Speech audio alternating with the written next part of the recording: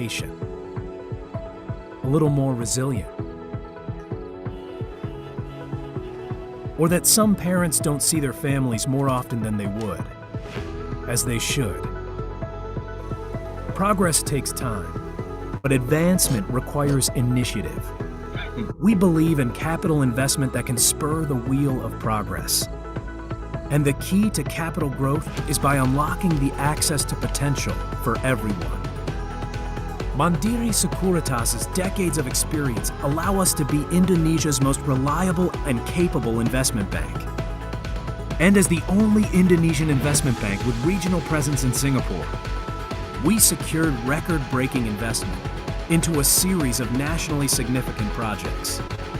We connect investors with national corporations that build roads across the nation, construct modern transportation systems, develop intercontinental trading ports, realize new generation international airports, and build power plants in the outlying region.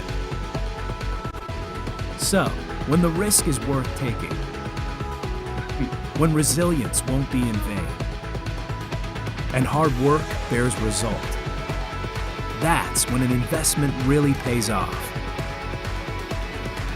Because what truly matters is the growth beyond profit. Mandiri Sekuritas, your trusted partner to prosper.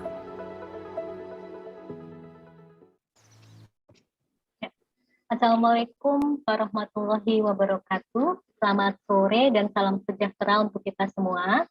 Semoga Bapak, Ibu, dan rekan semua dalam keadaan sehat walafiat hari ini. Sebelum memulai, saya sapa dulu selamat sore kepada Bapak Insinyur Yuda Wijaya, selaku Fungsional Penyuluh Pajak Ahli Madya, Direktorat Jenderal Pajak Kementerian Keuangan. Selamat sore, Pak. Assalamualaikum, Bu Lydia. Selamat sore. Waalaikumsalam. Selamat sore, Bu Theodora. Ya, kemudian Bapak Dwi Langgeng Santoso selaku Fungsional Penyuluh Pajak Ahli Pertama Direktorat Jenderal Pajak Kementerian Keuangan.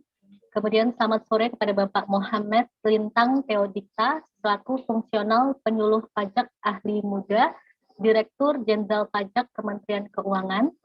Selamat datang juga kepada Bapak Rumadi selaku Fungsional Penyuluh Pajak Ahli Muda Direktorat Jenderal Pajak Kementerian Keuangan. Dan selamat sore juga kepada Ibu Theodora Vinka Natali Manik selaku Direktur Retail dan Treasury Mandiri Sekuritas. Terakhir, serta Sobat Mapan, selamat sore yang telah hadir bergabung secara virtual dalam webinar sore ini. Selamat datang di webinar Kenali Lebih Dekat Pajak Dividen dan Pengenaan Materai. Acara ini merupakan program antara Mandiri Sekuritas dengan Direktorat Jenderal Pajak Kementerian Keuangan. Pemerintah menunjuk perusahaan sekuritas sebagai wajib pungut bea materai mulai 1 Maret 2022. Maka dari itu, Mandiri Sekuritas sebagai perusahaan efek memiliki kewajiban untuk mensosialisasikan hal ini kepada nasabah. Selain itu, materai dan pajak dividen merupakan topik yang sering ditanyakan nih oleh Sobat Mapan kepada Mandiri Sekuritas. Dalam webinar ini, kami akan memberikan informasi mengenai pengenaan bea materai dan pengenaan bea materai pada trade confirmation yang menjadi objek pengenaan bea materai terhitung sejak 1 Oktober 2021 beserta pemberian insentif pajak atas dividen yang diterima dari investasi pada surat berharga, obligasi atau sukuk, dan produk-produk lainnya di Mandiri Sekuritas. Nah, sebelum acara kita mulai, kami persilahkan untuk Ibu Theodora VN Manik selaku Direktur Retail dan Treasury Mandiri Sekuritas untuk mungkin menyampaikan sapaan atau sambutannya Ibu sebelum acara kami mulai. Silakan Ibu Dora.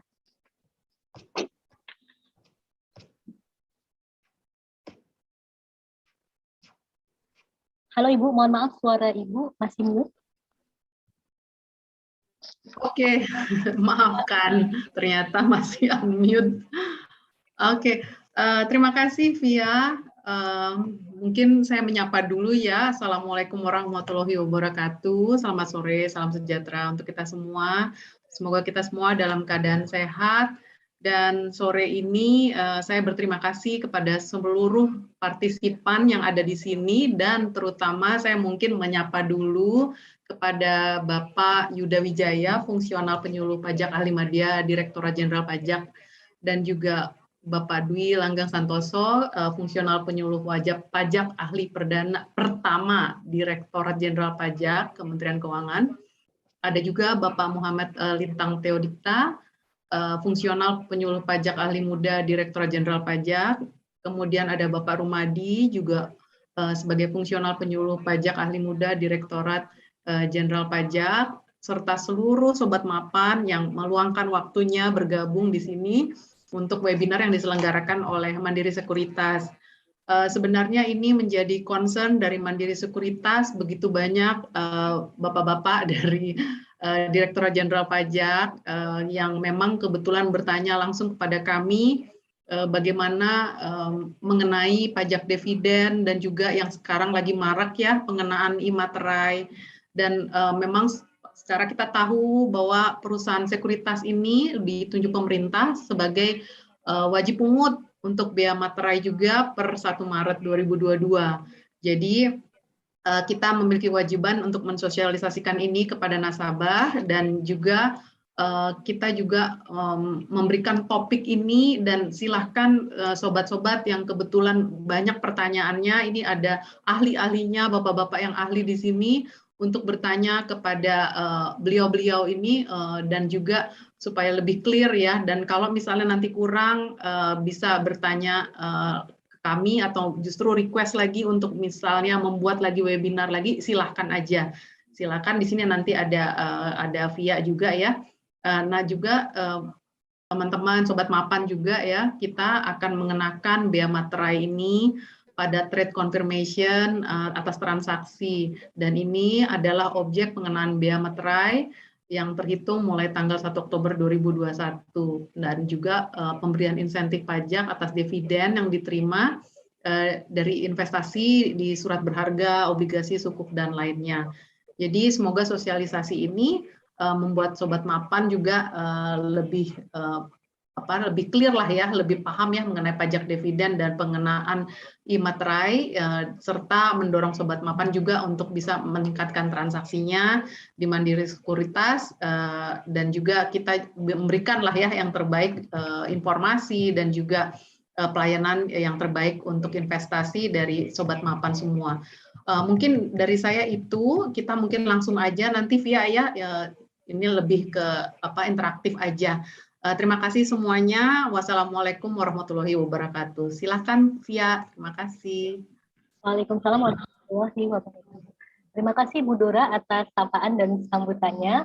Tadi seperti yang disampaikan oleh Ibu Direktur kepada Sobat Mapan, nanti jangan segan untuk bertanya jika ada kaitannya dengan materi hari ini yang mungkin kurang jelas disampaikan, boleh langsung ditanyakan, jangan ragu, tetapi mohon bersabar, kita nanti dikumpulkan karena hari ini ada 2 pemateri dari Bapak Lintang, kemudian dari Bapak juga tentang imaterai dan dividen, maka untuk pertanyaan kami kumpulkan nanti di sesi tanya jawab di jam kurang lebih jam 4:25. Nah, untuk pemateri pertama, materi mengenai imaterai dari DJP akan dibawakan oleh Bapak Muhammad Lintang Theodikta, selaku Fungsional Penyuluh Pajak Ahli Muda, Direktorat Jenderal Pajak Kementerian Keuangan. Selamat sore, Bapak Lintang. Selamat sore, Bu Via. Baik, sehat Pak Lintang? Alhamdulillah sehat. Selamat sore, Bapak Ibu sekalian, Bu Dora. Iya. Terima kasih ya Pak Lintang atas kesediaannya untuk menjadi pemateri dalam webinar kali ini. Nah, karena waktu kita terbatas, boleh Pak Lintang silakan untuk dipaparkan untuk materi mengenai imaterai kepada Sobat Mapan sekalian. Silakan Pak Lintang, apakah sudah bisa di-share screen jika ada materinya?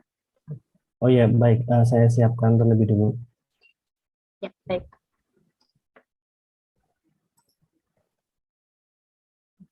Iya.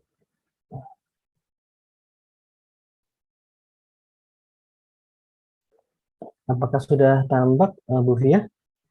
Sudah kelihatan?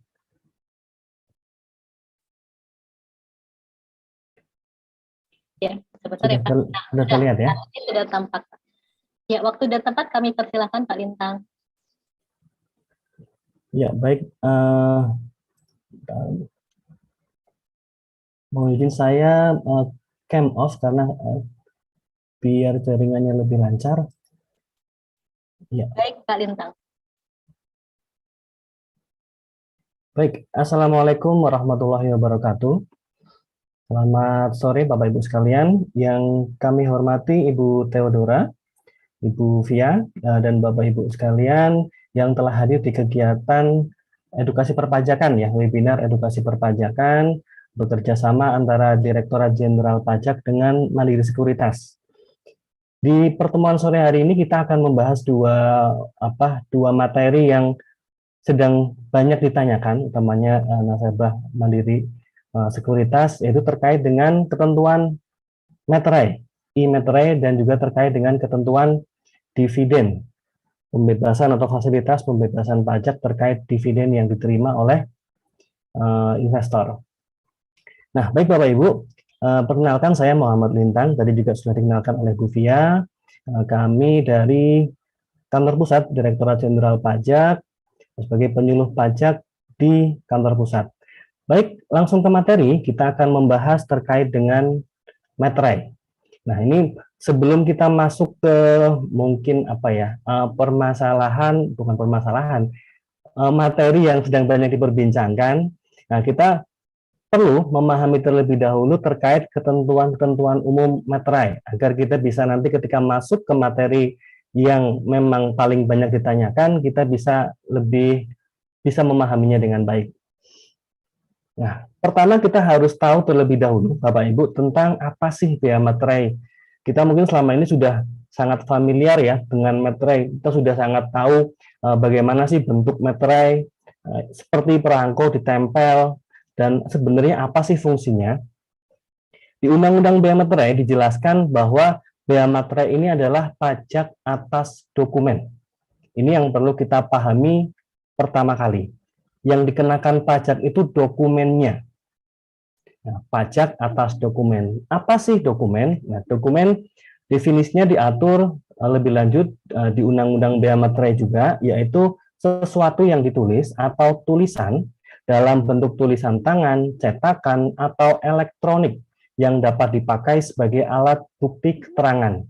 Ini definisinya luas. Ini di Undang-Undang Bea Materai yang baru, itu ada penambahan terkait dengan elektronik, dokumen elektronik.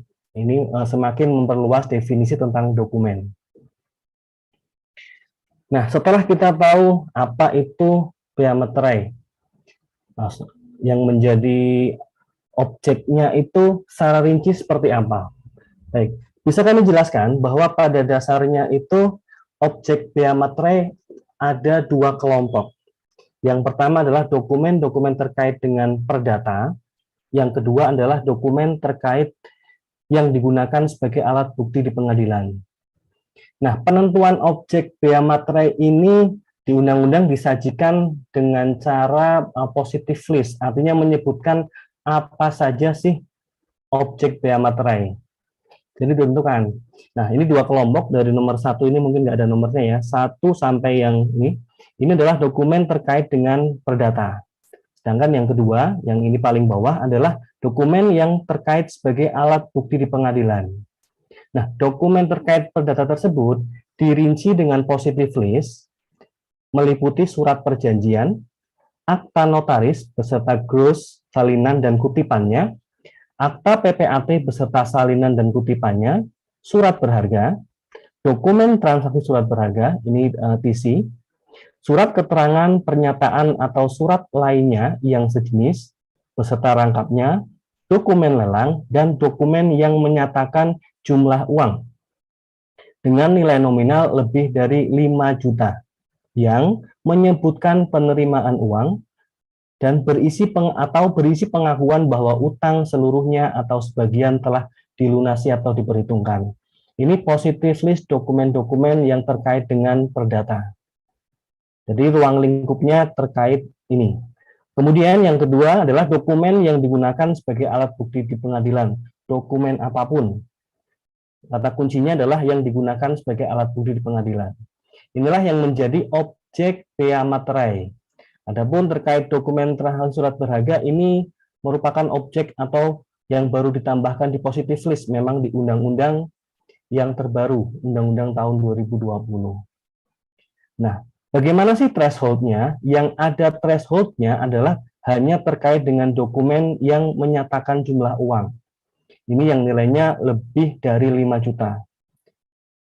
Nah, ini threshold-nya. Yang lain tidak ada threshold-nya. Kemudian, yang penting juga dipahami, masing-masing jenis dokumen ini memiliki pihak terutang yang berbeda-beda. Untuk surat perjanjian, akta notaris, akta PPAT, siapa yang terutang? Yang wajib membayar siapa? Di pasal 9 diatur bahwa yang wajib membayar adalah masing-masing pihak atas dokumen yang diterimanya. Dan terutangnya adalah saat dibubuhi tanda tangan.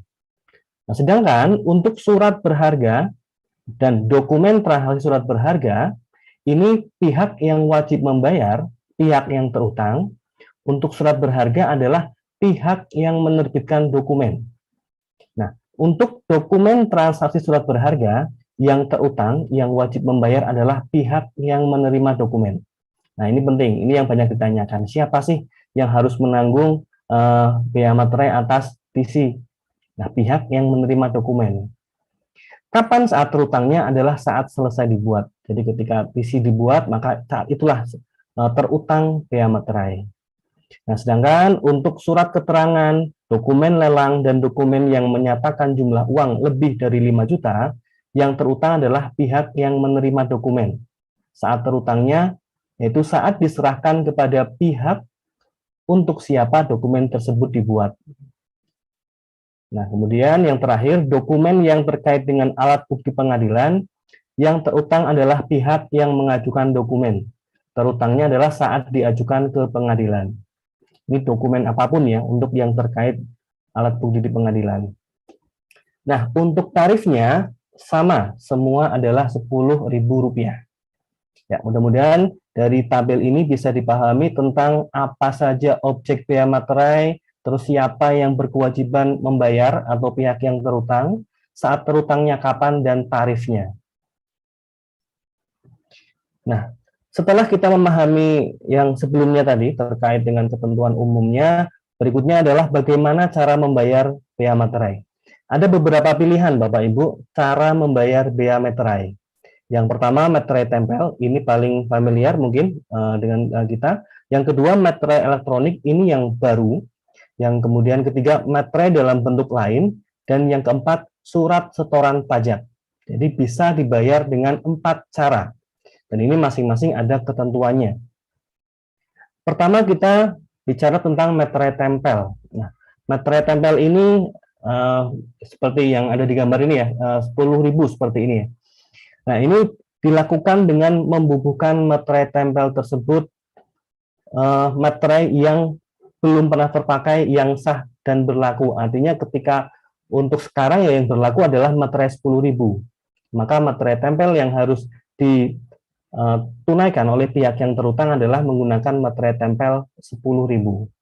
Ketentuan terkait pembubuhannya, yang pertama, materai tersebut direkatkan dengan utuh, tidak boleh rusak di tempat tanda tangan akan dibubuhkan.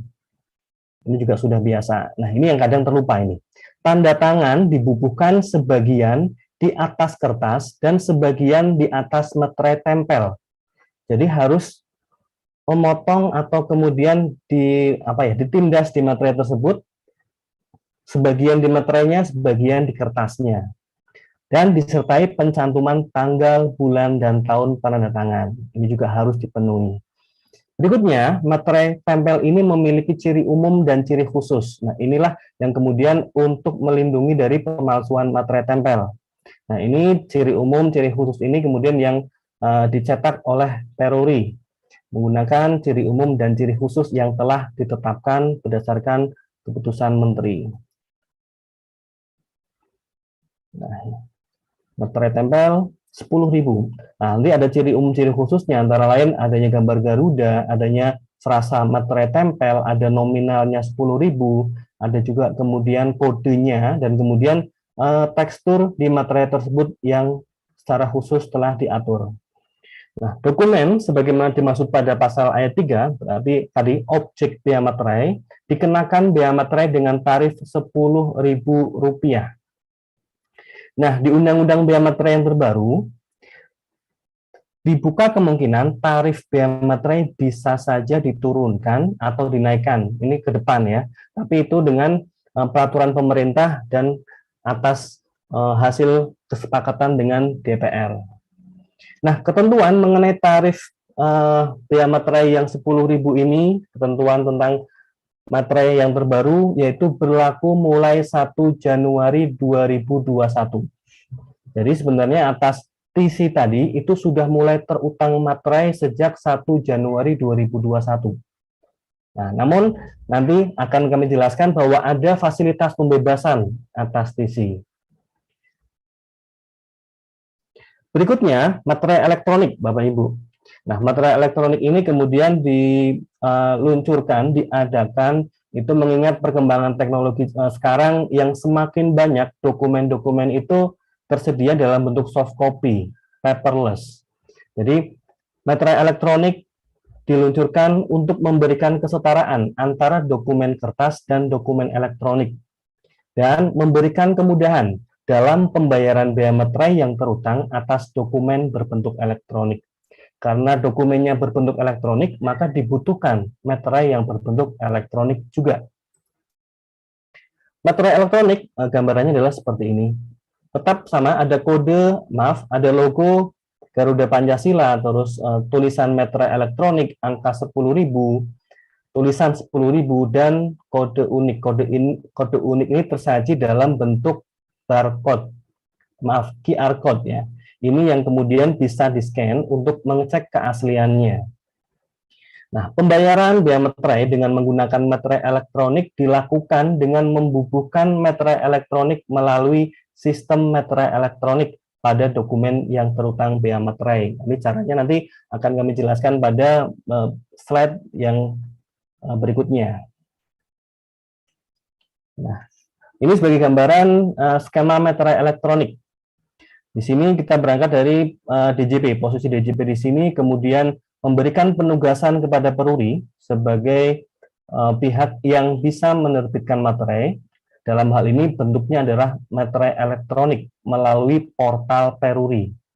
Nah, materai elektronik ini kemudian masuk ke distributor. Ini ada ketentuan lebih lanjut tentang siapa distributor. Nah, bisa dijual langsung kepada pihak terutang, bisa melalui retailer, baru ke pihak yang terutang, bisa juga melalui pemungut. Nah, dalam case ini, Mandiri Sekuritas bisa berlaku sebagai pemungut. Nanti kemudian yang membantu Bapak Ibu untuk melaksanakan kewajiban pembayaran bea materai, karena bisa melalui pemungut. Distributor kepada pemungut, dan kemudian kepada Bapak Ibu sebagai pihak yang terutang. Nah, pemahaman cara-cara ini penting karena hanya 3 cara inilah yang bisa dilaksanakan untuk menunaikan bea materai.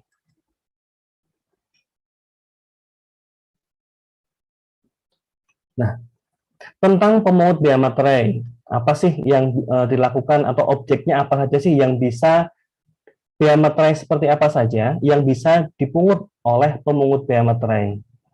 Nah, ini objeknya adalah surat berharga berupa cek dan bilet giro, dokumen transaksi surat berharga, surat keterangan, surat pernyataan atau surat lainnya yang sejenis, dan dokumen yang menyatakan jumlah uang lebih dari 5 juta. Nah, kriteria pemungut bea materai ini adalah mereka yang memfasilitasi penerbitan cek dan bilet giro, dan mereka yang menerbitkan dan atau memfasilitasi penerbitan dokumen transaksi surat berharga, surat keterangan, surat pernyataan, dokumen yang menyatakan jumlah uang dengan jumlah lebih dari 1.000 dokumen dalam 1 bulan. Ini bisa ditetapkan sebagai pemungut bea materai. Nah, ini ada beberapa dokumen tertentu yang mendapatkan fasilitas pembebasan, maka pengenaannya dikecualikan dari pemungut bea materai. Nah, ini peraturan lebih lanjut terkait dengan pemungut biaya materai sudah diatur di PMK 151 2021. Itu terkait dengan siapa yang bisa menjadi pemungut, terus kemudian bagaimana penetapannya. Nah, berikutnya, apa yang kemudian dilakukan oleh pemungut biaya materai, ini dari kacamata pemungut biaya materai, Bapak Ibu, maka untuk kebutuhan pembubuhan materai elektronik, pemungut biaya materai dapat meminta materai elektronik dari distributor sebanyak perkiraan kebutuhan pemeteraian untuk satu masa pajak. Ini maksudnya, ini terkait dengan ketersediaan e-materai, ketersediaan materai elektronik. Ini ada prosesnya, yaitu melalui distributor. Seperti tadi gambar yang sudah kita lihat bersama, harus melalui distributor dengan menyampaikan perkiraan kebutuhan. Ini prosedur permintaan kebutuhan materai elektronik. Nah, kemudian pemungut biaya materai ini melakukan penyetoran. Ini penyetorannya langsung, penyetorannya dengan membubuhkan, penyetoran biaya materai atas pemungutan dengan materai elektronik ini ada kodenya, yaitu kode kode pembayaran 411611 dan kode jenis setorannya 902. Nah, ini teknis di pemungut biaya materai, Bapak Ibu, yang perlu juga Bapak Ibu ketahui. Nah, penyetoran biaya materai diperhitungkan sebagai deposit bagi distributor. Nah, pemungut biaya materai juga memiliki kewajiban pelaporan. Nah, pelaporan tersebut dilakukan dengan menyampaikan SPT masa biaya materai kepada Direktorat Jenderal Pajak paling lambat tanggal 20 bulan berikutnya. Nah, sekarang kita akan lihat bagaimana sih cara pembubuhan e-materai. Pertama, Bapak Ibu, masuk kepada laman Peruri pos.e-materai.go.id. Ini merupakan laman penyedia e-materai. Nanti Bapak Ibu bisa kunjungi alamat tersebut, dan pertama kali Bapak Ibu harus mendaftarkan diri untuk bisa mendapatkan akun. Syaratnya unggah scan KTP. Nanti silakan dimasukkan NIK, NPWP, email, dan nama lengkap. Nah, setelah registrasi sukses, maka berikutnya cek email untuk melakukan verifikasi akun. Nah, dari email tersebut silakan klik link verifikasi untuk melakukan verifikasi. Nah, setelah verifikasi berhasil, maka klik OK. Ini prosedurnya sama dengan pendaftaran akun ya pada aplikasi secara umum. Nah, yang berbeda nanti ada ini Bapak Ibu, ada OTP. Nanti silahkan cek email kembali, nanti ada OTP 6 digit angka. Nanti masukkan OTP tersebut untuk step berikutnya. Nah, baru bisa untuk login pertama kali Bapak Ibu. Nanti setelah login pertama kali, tampilannya kurang lebih akan seperti ini. Akan ada dua menu utama. Yang pertama adalah pembelian dan pembubuhan. Pembelian ini sifatnya mungkin seperti deposit begitu ya. Sebelum akan membubuhkan materai, maka saya harus beli dulu materinya. Beli dulu materai elektroniknya. Nah, maka pertama kali, karena ketika pertama kali masukkan depositnya saldonya 0 ya. Jadi pertama kali lakukan pembelian. Klik menu pembelian. Nah, di sini silahkan tentukan akan membeli berapa e-materai. Dan kemudian pilih tipe pembeliannya. Apakah melalui scan kode QR atau metode lain. Ini untuk menentukan metode pembayaran. Nah, ini apabila melalui QR, silahkan segera bayarkan sesuai dengan pemesanan tadi. Berapa jumlah e-materai yang dipesan. Nah, ini apabila menggunakan metode lain, maka misalnya di sini contoh melakukan metode pembayaran melalui Bank Mandiri. Ini saya meyakini Bapak Ibu sudah familiar ya dengan cara pembayaran elektronik yang seperti ini. Silahkan sampai dengan pembayaran sukses. Tadi di contoh kita membeli 1 e-materai, jadi Rp10.000. Nah, sukses. Nah, setelah kita punya, misalnya di kantong kita sudah ada materai 10.000 satu, maka kemudian untuk membubuhkan materai tersebut ke dokumen elektronik, pilih menu pembubuhan. Klik pembubuhan. Nah, cara-caranya setelah klik menu pembubuhan, maka upload dokumen terlebih dahulu, kemudian pilih posisi e-materai mau ditempatkan di sebelah mana dokumen, kemudian isikan PIN keamanan, kemudian pembubuhan, dan dokumen yang sudah dipasangi e-materai bisa di-download. Nah, ini pertama, input tanggal, nomor dokumen, dan tipe dokumen. Input dulu tanggal dokumennya, terus kemudian nomor dokumen. Ini kalau tidak ada nomor dokumennya dikosongi tidak apa-apa, dan pilih tipe dokumen. Nah, tipe dokumen ini ada macam-macam berdasarkan tadi objek PA materai. Objek PA materai kan tadi menggunakan positive list, maka positive list itulah yang muncul di tipe dokumen. Setelah dipilih, maka kemudian unggah file elektronik atau file PDF yang akan dibubuhi e-materai. Bisa diklik dengan bisa dilakukan dengan mengklik area di sini atau dengan mendrag, klik and drag ke area di sini. File PDF yang akan dibubuhi e-materai. Setelah terunggah, maka ini udah ini klik terus kemudian open, nanti file PDF-nya masuk. Nah, ini prosesnya berjalan sampai dengan masuk terunggah. Nah, nanti setelah terunggah akan muncul tampilan seperti ini. Nah, preview e-materinya akan muncul di sebelah sini. Silahkan ini bisa di drag and drop, bisa digeser-geser di posisi mana materai tersebut akan diletakkan. Nah, di sini dibubuhkan, tadi ketentuannya sebagian kena tanda tangan dan sebagian kertas, itu silakan disesuaikan, tempatkan pada posisi yang seharusnya. Nah, kalau sudah pas posisinya, maka klik bubuhkan materai. Setelah dibubuhkan materai, ini ada konfirmasinya, apakah yakin? Klik ya. Nah, untuk pertama kali, apabila Bapak Ibu pertama kali akan membubuhkan e-materai, maka akan ada pilihan menu untuk meng-create PIN. Ini PIN-nya akan digunakan seterusnya, silahkan membuat PIN terlebih dahulu. Ini sebagai keamanan. Setelah di create PIN, maka masukkan PIN autentikasi. Klik lanjutkan, proses pembubuhan e-materai, nah terus kemudian berhasil, maka file yang sudah dibubuhi materai tersebut akan dikirimkan ke email. Nah, file tersebut selain dikirimkan ke email, bisa juga di-preview dan kemudian di-download dari web tersebut. Nah, ada dua cara, yang di email dikirim juga, yang di sini juga bisa di-download atau diunduh. Nah, ini diunduh di sini.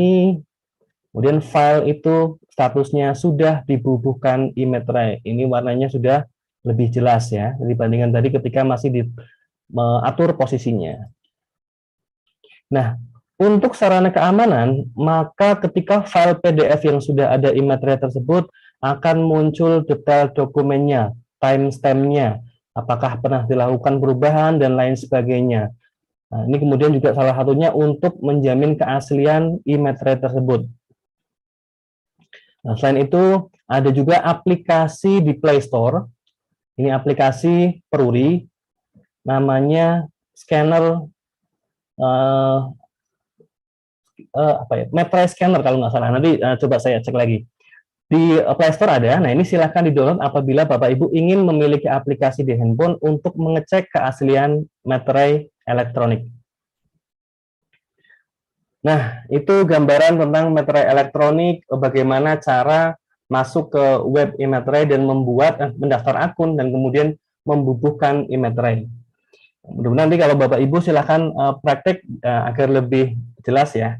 Saya pikir caranya cukup sederhana dan tidak terlalu rumit, bisa diikuti oleh Bapak dan Ibu. Nah, masuk ke bahasan berikutnya Bapak Ibu. Setelah kita bicara e-materai, nah tadi kan ada materai tempel, bisa materai elektronik, bisa. Nah, ada juga untuk menunaikan kewajiban bea materai, ada yang namanya materai dalam bentuk lain, yaitu berupa materai teraan, materai komputerisasi, dan materai percetakan. Nah, tapi ini ada ketentuan-ketentuannya. Nah, ini sebagai pengetahuan untuk Bapak dan Ibu. Contohnya untuk materai percetakan ini ada batasannya. Materai percetakan hanya digunakan dalam pemungutan bea materai atas surat berharga berupa cek dan biliet giro. Nah, ini ketentuannya Bapak Ibu. Siapa yang bisa menggunakan materai teraan, materai komputerisasi, ataupun materai percetakan, yaitu mereka yang telah memperoleh izin tertulis dari Direktur Jenderal Pajak. Nah, ini cara pembubuhannya masing-masing untuk materai teraan dengan mesin teraan materai digital. Untuk materai komputerisasi dengan sistem komputer, dan materai percetakan dengan teknologi percetakan. Nah, ini ketentuan pembubuhannya. Untuk materai teraan dan materai komputerisasi, jika dokumen terdiri atas 2 lembar atau lebih, maka dibubuhkan pada lembar pertama dokumen. Sedangkan untuk materai percetakan tidak diatur terkait ini. Nah, unsur dalam materai ini masing-masing ada unsur-unsur yang harus dipenuhi, antara lain logo Kementerian Keuangan, tulisan Direktorat Jenderal Pajak, tulisan materai teraan untuk materai teraan, terus kemudian untuk materai komputerisasi ada tulisan bea materai lunas. Materai percetakan ada tulisan materai percetakan. Ingat, untuk materai percetakan ini hanya dokumen yang dibubuhi berupa cek dan biliet giro. Jadi ada batasan ketentuannya. Nah, ini contohnya. Bentuknya seperti ini Bapak Ibu. Materai teraan, materai komputerisasi hanya seperti ini. Kemudian materai percetakan bentuknya seperti ini. Ini bentuk-bentuk materai yang lain. Yang paling umum memang kemudian yang terkait dengan materai tempel dan ini materai elektronik yang baru. Berikutnya, tadi kan cara pelunasan materai itu materai tempel, kemudian kedua materai elektronik, ketiga materai dalam bentuk lain, dan yang keempat adalah surat setoran pajak. Ini adalah prosedur pembayaran pajak secara umum menggunakan surat setoran pajak. Namun, pembayaran materai dengan surat setoran pajak ini ada ketentuannya juga. Tidak otomatis kemudian, saya memilih bayar materainya pakai SSP saja. Tidak demikian, karena ada ketentuan yang harus dipenuhi. Pertama, siapa yang bisa membayar materai dengan surat setoran pajak? Subjeknya, pembayaran bea materai dengan menggunakan SSP dilakukan hanya untuk pembayaran bea materai oleh pihak yang terutang. Jadi ini terkait dengan dokumen-dokumen tadi yang kita bahas di depan. Objeknya apa, siapa pihak yang terutang. Ini maka bisa dilakukan oleh pihak yang terutang. Nah, kriterianya ini SSP, surat setoran pajak, itu bisa digunakan untuk membayar materai atas, yang pertama, pemeteraian kemudian, atas dokumen yang digunakan sebagai alat bukti di pengadilan, yang jumlahnya lebih dari 50 dokumen. Nah, kriteria yang kedua, apabila materai tempel tidak tersedia atau tidak dapat digunakan. Nah, ini boleh, tapi harus pastikan dulu bahwa materai tempel tidak tersedia.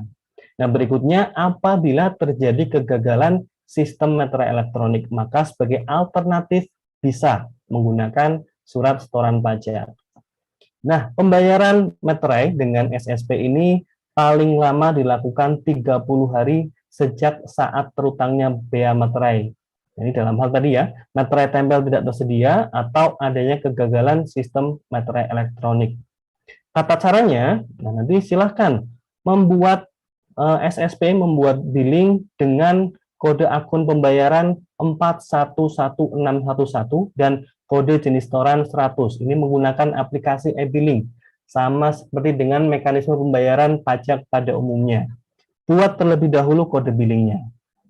Kemudian harus dibuat daftar dokumennya. Nah, ini dalam hal pembayaran dilakukan atas 2 atau lebih dokumen. Dan melekatkan SSP yang telah ditera NTPN, berarti ini yang sudah ada NTPN-nya, bukti bahwa sudah terbayar dengan dokumen yang terutang tadi, yang dibubuhi atau yang ditunaikan bea materainya.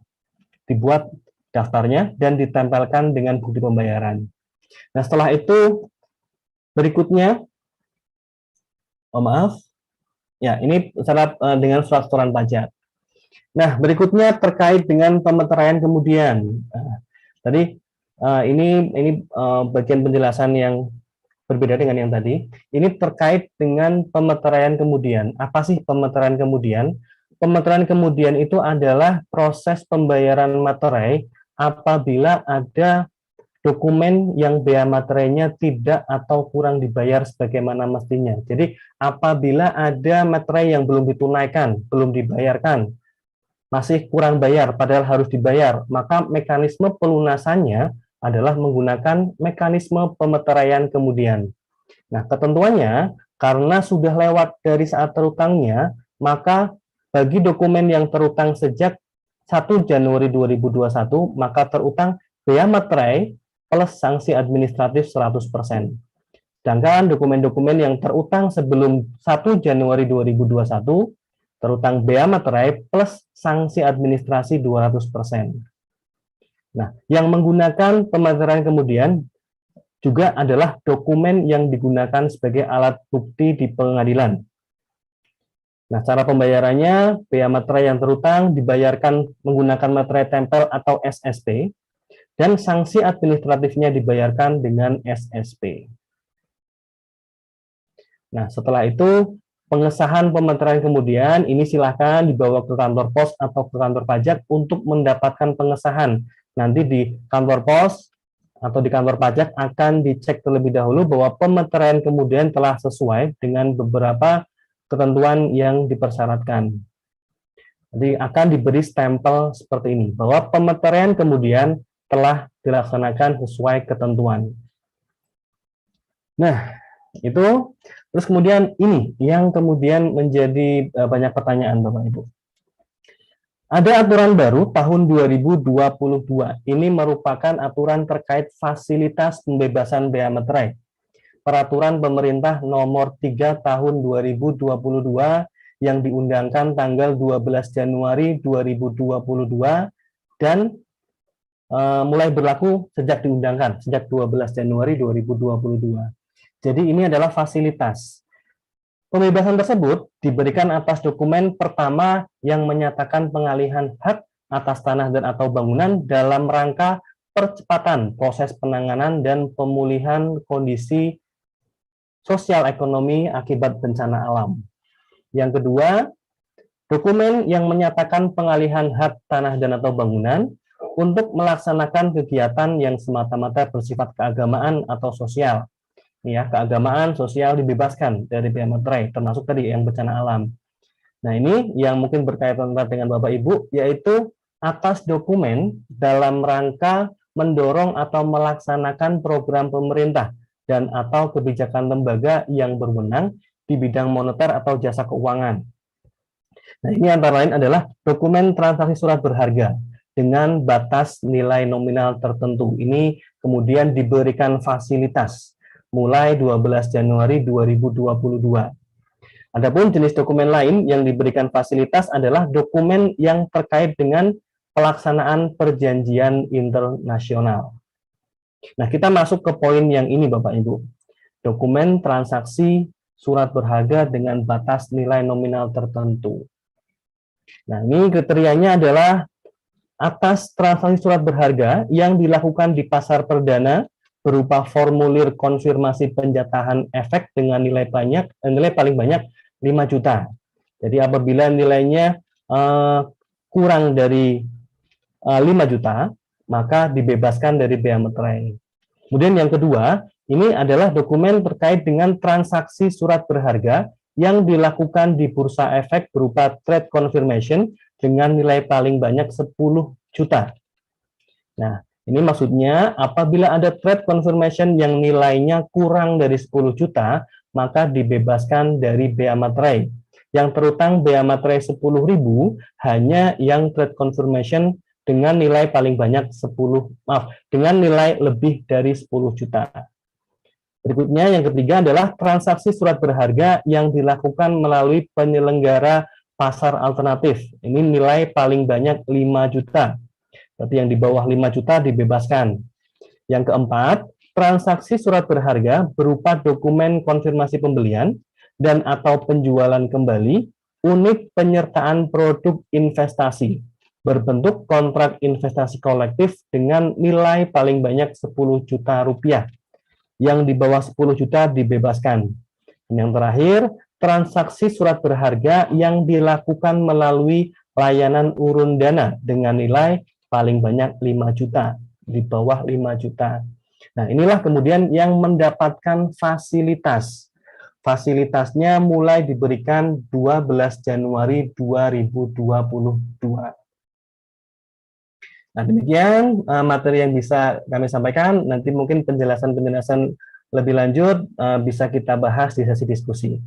Terima kasih. Kami kembalikan kepada Ibu Via. Ya, baik. Terima kasih Pak Lintang, on time sekali. Di rundown kita memang jam 3.50 nih untuk materi dari Pak Lintang. Tadi sembari Bapak Lintang menyampaikan materi, sudah banyak sekali pertanyaan termasuk tentang e-materai. Tetapi mohon maaf untuk Sobat Mapan yang sudah bertanya, terima kasih. Kami apresiasi, tetapi memang nanti kita bahas di sesi tanya jawab ya, yang akan diadakan setelah pemaparan dari pemateri berikutnya, yaitu dengan Bapak Insinyur Yuda Wijaya selaku fungsional penyuluh pajak ahli media Direktorat Jenderal Pajak Kementerian Keuangan. Materi mengenai pajak dividen. Karena waktu kita terbatas, kita akan langsung ke materi selanjutnya. Boleh silakan Pak Yuda, waktu dan tempat kami persilakan. Boleh di-share screen, Pak. Siap, Mbak Via. Sudah terlihat insya Allah ya. Ya, Pak. Ya, Sobat Mapan yang kami hormati dan banggakan, mudah-mudahan nggak bosan ketemu dengan tim satu, dengan saya, dengan Mas Lintang, Mas Dwi Langgeng, dan Mang Cik Rumadi. Sobat Mapan, materi kedua adalah terkait dengan dividen. Jadi di dalam Undang-Undang Cipta Kerja nomor 11 tahun 2020 yang dirilis bulan November, lalu ada peraturan turunannya di peraturan pemerintah nomor 9 tiga bulan kemudian ya, lalu tidak lama kemudian muncul peraturan Menteri Keuangan nomor 18. Jadi ini yang mengawal klaster perpajakan dalam Undang-Undang Cipta Kerja. Nah, khusus hari ini sesuai dengan permintaan kita akan sama-sama belajar tentang dividen yang dikecualikan. Jadi di dalam PMK 18 itu di pasal 14 disebut yang diterima oleh WP dalam negeri. Yang diterima oleh WP dalam negeri itu baik dividennya dari dalam negeri maupun dari luar negeri, maka dividen itu dikecualikan. Jadi WP dalam negeri kalau terima dividen dari dalam maupun luar negeri dikecualikan dari objek pajak. Di dalam PP Peraturan Pemerintah Nomor 9 yang saya sebut tadi, pokoknya tidak dipotong pajak. Nah, di dalam pasal 24 ini sengaja pasal 24 saya sandingkan dan pasal 14 terlalu jauh sih, tapi nggak apa-apa. Tapi memang perlu diketahui bahwasanya dividen dari sumber yang mana gitu. Jadi yang dimaksud di sini adalah dividen yang dibagikan berdasarkan RUPS maupun dari interim. Ini yang melekat kepada pasal 14. Lalu kita akan lihat skema dividen yang dari dalam negeri dan nanti dividen dari dalam negeri. Jadi untuk WP orang pribadi kalau terima dividen maka dia akan dikecualikan dari PPh, namun harus dengan syarat diinvestasikan. Nah, beda dengan dividen kalau diterima oleh WP badan tanpa syarat, pokoknya pasti dikecualikan dari pemotongan PPh. Itu tercantum di dalam pasal 15 PMK 18. Nah, terkait dengan kurang bayar, jadi memang PMK 18 ini begitu simpel yang terkait dividen yang dimulai dari pasal 14 itu. Kalau dividen yang diinvestasikan oleh orang pribadi itu kurang dari yang seharusnya, maka yang dikecualikan dari pemotongan PPh itu hanya yang diinvestasikan. Sementara selisihnya harus dikenai PPh. Jadi kalau saya dapat dividen sejumlah 1.000, nah saya investasikannya hanya 700. Maka dividen saya yang senilai 700 itu dikecualikan dari pengenaan PPh. Sementara yang 300 itu harus saya bayar 10% dari 300 tadi. Jadi itu kalau kita menginvestasikan kurang dari angka dividen yang kita terima. Lalu untuk dividen dari luar negeri, nah ini untuk kepentingan pembangunan nasional, maka kalau ada dividen dari luar negeri ini harus diinvestasikan atau digunakan untuk mendukung kegiatan usaha lainnya. Dividen yang berasal dari luar negeri itu bisa dari badan usaha yang listed di stock exchange di luar sana maupun yang tidak diperdagangkan sahamnya. Jadi bisa saja dari badan usaha yang listed maupun yang tidak listed. Lalu di dalam rangkaian pasal 18 hingga 20 ini sama seperti yang tadi, ketika menginvestasikan kurang dari yang seharusnya. Jadi katakan saya menerima lagi dividen sebesar 1.000 dari luar negeri, tapi saya investasikan hanya 700, maka yang 700 itu tidak dikenai PPh, tapi yang 300 harus saya bayar PPh 10%-nya. Jadi mirip. Nah, untuk tadi kan dari yang diperdagangkan maupun tidak diperdagangkan, yang diperdagangkan. Nah, ini dari badan usaha. Dividen yang dibagikan berasal dari badan usaha di luar negeri. Sahamnya tidak listed. Nah, ini harus diinvestasikan. Nah, acuannya bukan dari nilai dividen, tapi dari laba setelah pajak. Minimal 30%. Minimal 30% harus diinvestasikan. Nah, di sini ada catatan kalau misalnya Ditjen Pajak sudah mengeluarkan surat cinta, maka pengecualian itu ditiadakan. Jadi paling sedikit kalau misalnya ada badan usaha luar negeri bagi dividen, badan usaha ini tidak sahamnya tidak diperdagangkan, tidak listed pada stock exchange sana, maka harus diinvestasikan minimal 30% dari laba setelah pajak. Nah, ini sama dengan ketentuan tadi kurang investasi pada dividen dari dalam negeri maupun dari luar negeri. Nah, ini yang sahamnya tidak diperdagangkan, sama saja kalau misalnya saya dapatnya 1.000, di sini ada laba setelah pajak itu sebesar 1.000, maka minimal saya harus investasikan itu 300. Saya harus investasikan 300. Nah, kalau saya hanya investasikan 200, maka yang 200 tidak kena PPh, sementara yang 100 harus dikenai PPh. Jadi sama, kurang lebih ketentuannya dengan dividen yang tadi saya sebut, dua jenis dividen yang sebut di awal. Jadi kalau udah kurang, nilai investasinya, yang kurang itulah yang harus dibayar PPh-nya. Untuk tata cara investasi, nah ini juga sempat ada pertanyaan.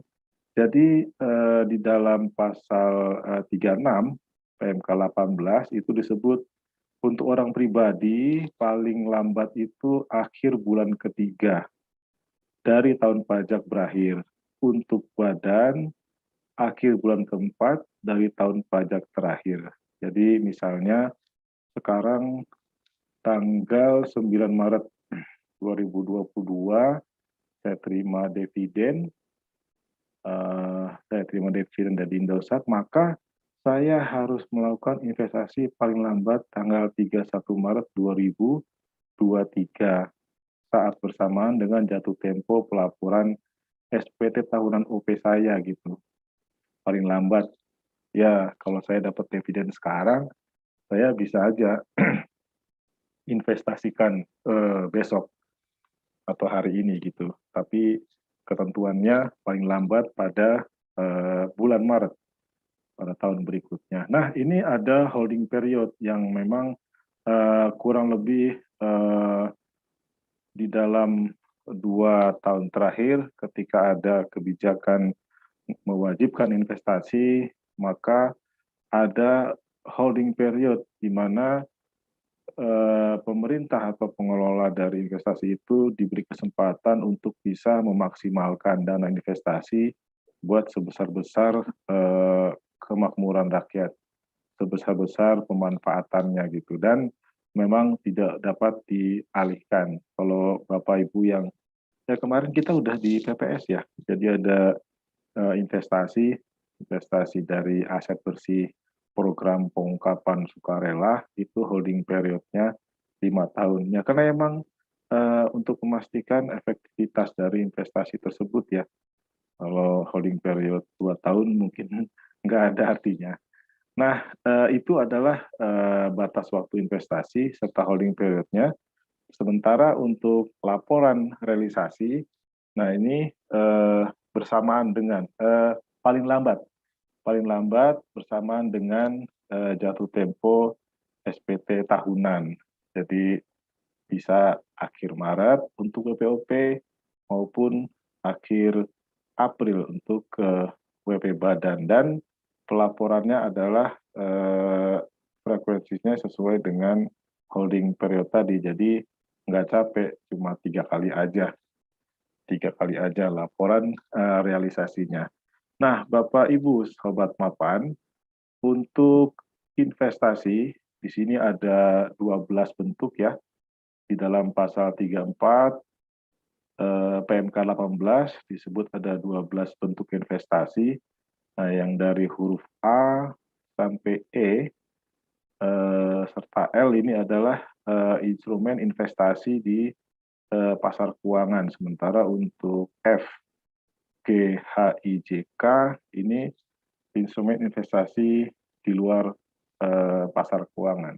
Jadi kurang lebih itu hidangan kami, Mbak Via, bahwasannya semenjak Undang-Undang Cika yang ada turunannya di PP 9 tahun 2021 dan PMK 18 2021, dividen nyata-nyata disebut bukan objek pajak lagi, sehingga tidak dilakukan pemotongan dengan syarat harus ada investasi, harus ada holding period supaya investasi itu bisa dimanfaatkan, harus ada laporannya juga.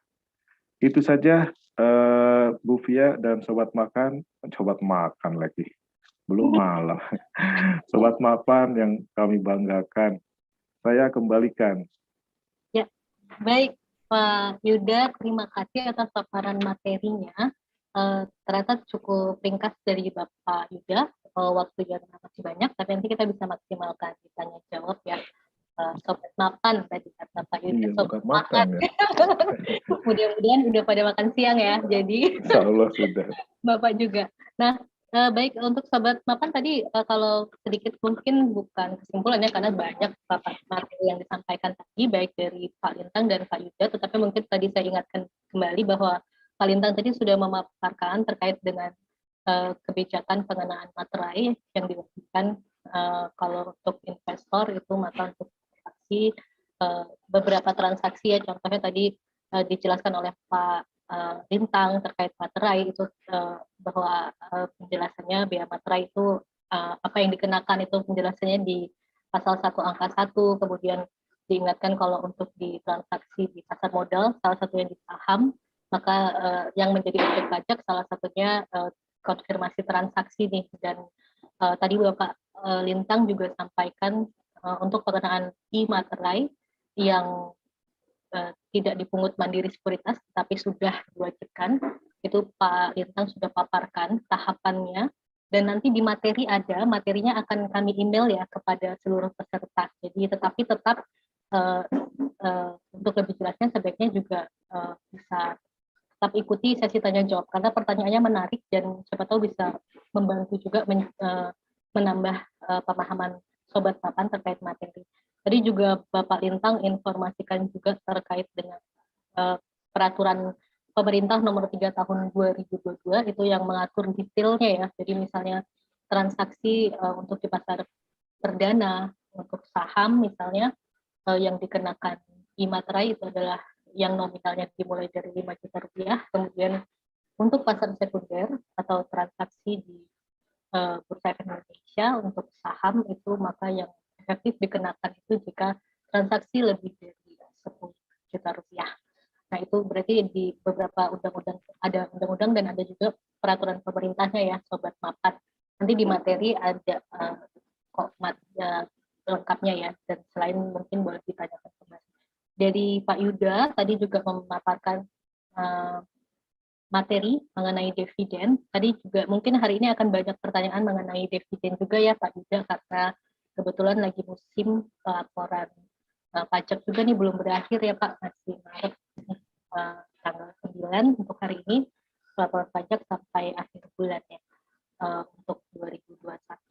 Nah tadi Pak Yuda sampaikan mungkin paparan terkait dengan peraturan Menteri Keuangan nomor 18 tahun 2021.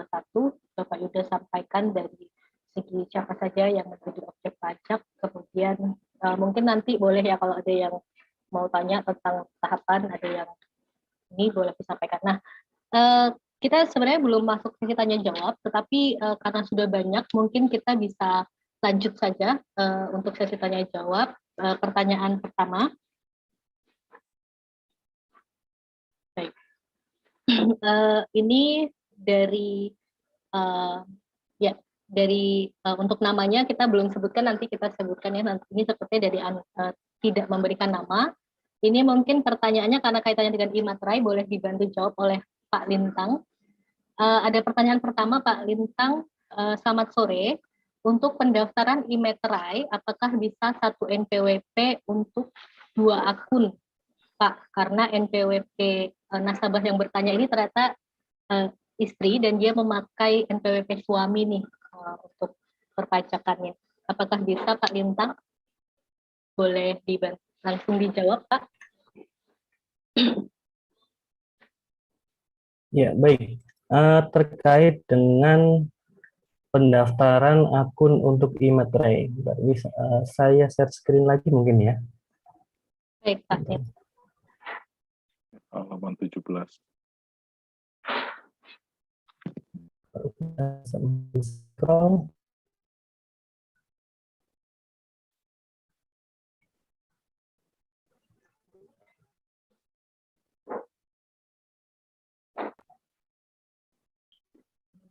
Ya. Belum tampil ya Pak Lintang? Belum ya, belum tampil ya. Kendala. Saya share aja. Oke, udah bisa ya? Saya mungkin sinyal saya lebih kuat. Ya. Tuh kan betul. Kok hilang? Saya tadi udah bisa Pak Yuda. Ya. Oh, Mas Lintang aja. Ya, saya nggak apa.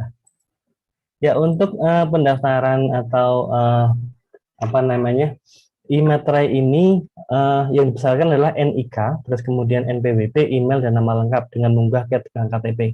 Nah, sebenarnya nanti yang apa namanya yang menjadi key-nya itu sebenarnya NIK. Jadi kemudian atas NPWP yang sama, apakah bisa atau tidak? Berarti ini apa namanya, kalau saya pahami dari pertanyaan ini, satu keluarga satu NPWP ya sudah sesuai dengan ketentuan yang berlaku, karena memang satu keluarga sebagai satu kesatuan ekonomi sebenarnya cukup mempunyai satu NPWP. Nah, karena kemudian kuncinya adalah di NIK dan kemudian alamat email nanti ini sebagai untuk aktivasi dan lain sebagainya, saya belum mencoba langsung, tapi asumsi saya bisa, karena yang menjadi key adalah NIK-nya utamanya.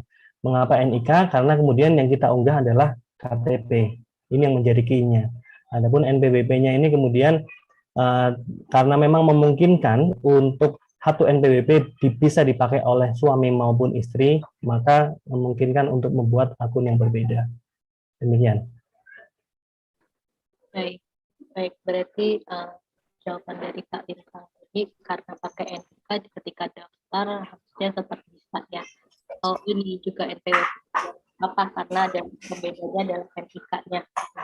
Nah, untuk beberapa pertanyaan mungkin yang ringkas akan kami langsung jawab di kolom chat.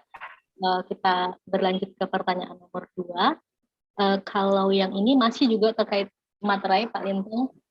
Ya. Dari Ibu Alrianti Putri, Sobat Mapan bertanya bagaimana nih Pak terkait reksadana yang dibeli di Mandiri Sekuritas. Untuk materai yang motong apakah ke C atau melalui Mastek Mandiri Sekuritas nih. Yang kedua, untuk reksadana di manajer investasi yang berisi saham dan obligasi, itu siapa yang memotong? Mungkin ini maksudnya reksadana campuran ya, kan di dalamnya ada portofolionya, ada saham ada, obligasi ada. Nah, itu yang motong untuk biaya materainya bagaimana? Nah, itu aja Pak Bintang pertanyaan. Ya, ini saya perlu share screen lagi untuk memudahkan penjelasan. Ya, tadi mohon maaf dokumennya apa saja, Bu Fia? Oh, ini dia pertama untuk reksadana itu Reksadana. Dikenakan itu yang kalau dikenakan apakah yang potong KSEI atau Mandiri Sekuritas. Yang kedua pertanyaan, reksadananya kalau reksadana campuran di dalam portofolionya kan ada obligasi, ada saham. Itu apakah terpotong juga, dan yang motong nih gimana nih, karena kan ada nasabahnya berpikir ada dua aset kan di reksadana. Oke, iya baik. Ya, untuk dokumen-dokumen tadi yang disebutkan, baik kemudian reksadana maupun reksadana yang campuran, di dalamnya ada obligasi, saham dan lain sebagainya, itu masuk ke kategori yang surat berharga. Nah, di sini kita lihat surat berharga ini siapa sih pihak yang terutang? Yaitu pihak yang menerbitkan dokumen. Nah, jadi yang kemudian wajib membayarkan biaya materainya adalah yang menerbitkan dokumen. Dan ini harus dilunasi pada saat selesai dibuat dokumen tersebut. Demikian. Berarti yang menerbitkan dokumen siapa? Dalam hal ini tadi contohnya dari Mandiri Sekuritas, gitu ya Bu Fia ya? Dicontohkan yang tadi.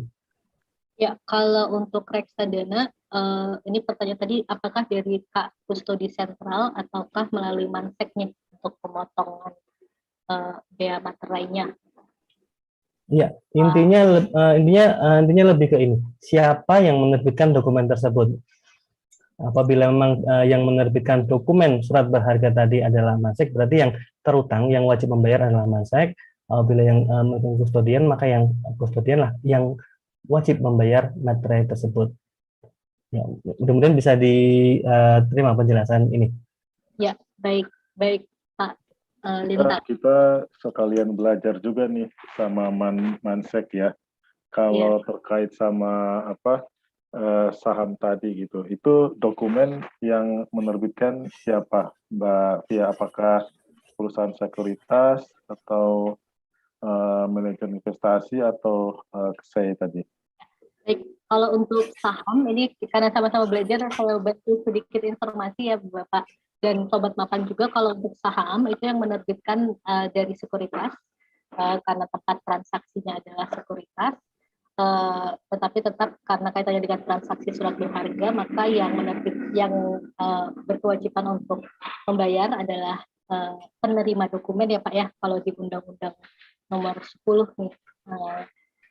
Nah, tetapi kalau untuk reksadana itu dari KSEI, nanti kita akan pastikan kembali, mungkin kita akan bantu dari chat kepada Bu Alrianti ya untuk reksadana, transaksi reksadana, karena untuk reksadana yang menerbitkan untuk konfirmasinya itu adalah dari KSEI, tapi Mansek juga ada konsolidasi ini melaporkan juga.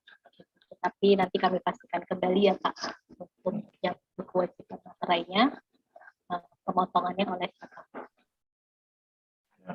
Ya, Ini kita kebetulan pengen belajar ya.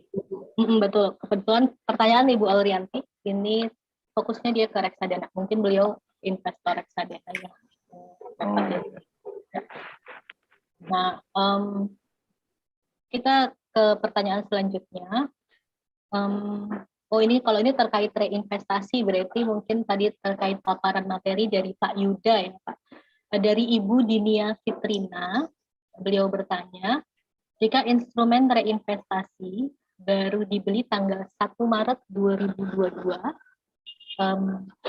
baru 2022 ya, jadi reinvestasinya di 1 Maret 2022, sedangkan penerimaan dividen itu di 2021 nih Pak Yuda. Apakah instrumen reinvestasi tersebut masuk laporan harta di SPT 2021 atau di SPT yang nanti di 2022?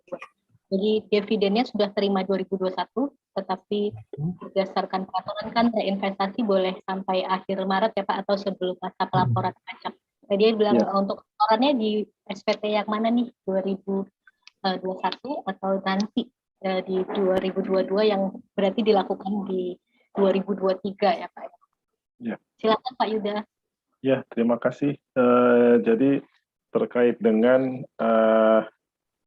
dividen yang telah diterima oleh para investor pada tahun lalu, seperti Bu Yanti tadi, ketika diterima tahun lalu reinvestasikan tanggal 1 Maret, itu masih benar, karena memang batas maksimalnya adalah tanggal 31 Maret 2022.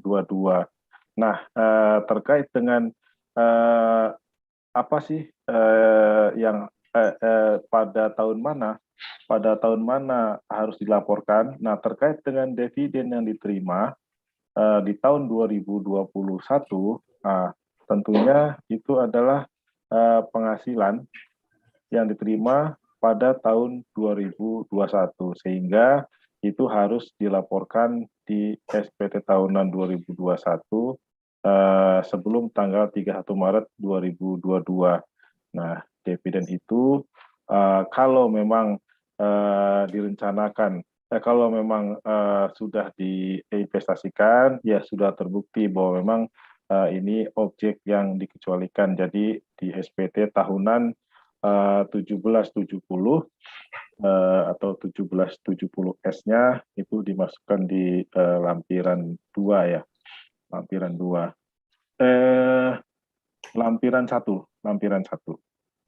untuk penghasilan lain. Lalu untuk reinvestasi, ini kan menanam kembali atas uang tersebut. Nah, informasi itu dilakukan di tahun 2022, tentunya itu akan muncul di dalam SPT tahunan 2022. Jadi SPT tahunan baik orang pribadi atau badan, dia adalah sebuah surat yang memberitahukan apa yang terjadi pada tahun itu. Itu apa terkait dengan perolehan penghasilan, terkait dengan pembiayaan dan status dari harta dan hutang ya. Kalau orang pribadi ada status keluarga juga. Kurang lebih seperti itu yang bisa kami respon terkait dengan pada SPT mana aset tadi harus dilaporkan, Mbak Via. Oh ya, baik. Boleh diulang Pak, mungkin tadi berarti untuk laporan realisasi investasinya. Oh, kalau laporan realisasi investasi, ini memang harus dibedakan.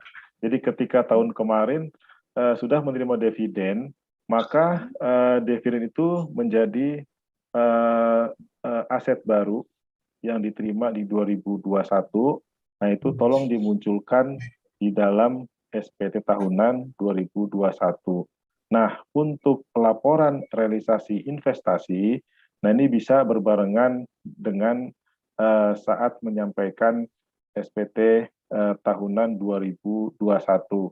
Ya, katakan dapat dividennya 1.000 tadi, lalu diinvestasikan tanggal 1 Maret sebesar 1.000, nah itu dilaporkan paling lambat tanggal 31 Maret 2022.